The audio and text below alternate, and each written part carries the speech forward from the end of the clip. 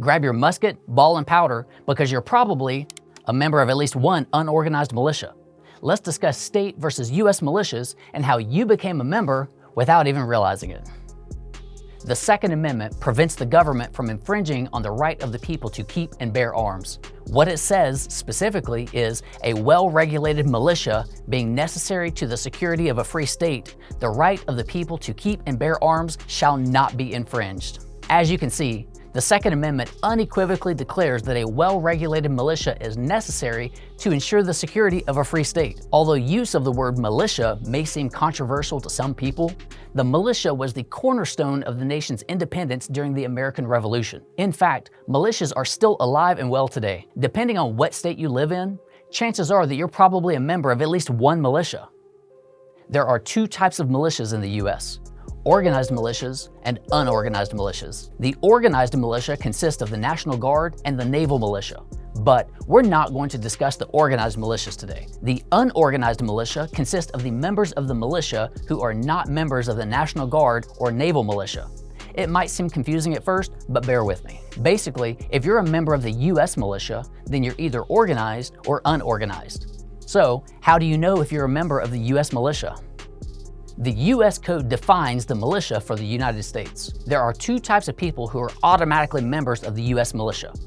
All able-bodied males at least 17 years of age and under 45 years of age who are or have made a declaration of intention to become citizens of the United States, and female citizens of the United States who are members of the National Guard. So, I'm sorry ladies, but according to law, females are never members of the unorganized U.S. militia, and can only be members of the organized U.S. militia through service in the National Guard. Therefore, if you're an able-bodied male U.S. citizen who is between the ages of 17 and 45, then congratulations, you're a member of the unorganized U.S. militia. Most states have their own militias, which are completely separate from the armed forces. You might think it's just a conservative state concept, but even more liberal states like California, New York, and Washington have laws that establish state militias. The laws establishing the unorganized militias in California, New York, and Washington follow the U.S. definition pretty closely, but there are some slight variations. The California unorganized militia is comprised of able-bodied males who are 18 to 45 years old instead of 17. The New York unorganized militia excludes those males who are on the state reserve list or the state retired list. The Washington state unorganized militia, on the other hand, doesn't have a cap on age, but it includes those who are more than 18 years of age.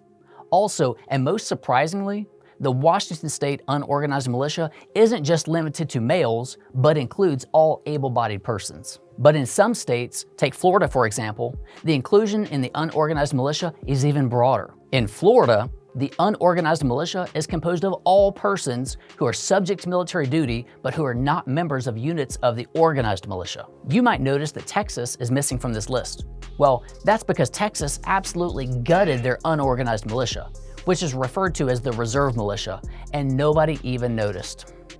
According to the Texas Government Code, the reserve militia means persons liable to serve but not serving in the state's military forces. Well, Texas used to provide a definition for who is liable to serve as a person who is able-bodied, a citizen or person of foreign birth who has declared an intent to become a citizen, a resident of the state, at least 18 and not more than 60 years of age, and not exempt. Unfortunately, in 2013, our genius legislature deleted the section of the law that prescribed who is subject to military duty and failed to replace it or redefine it.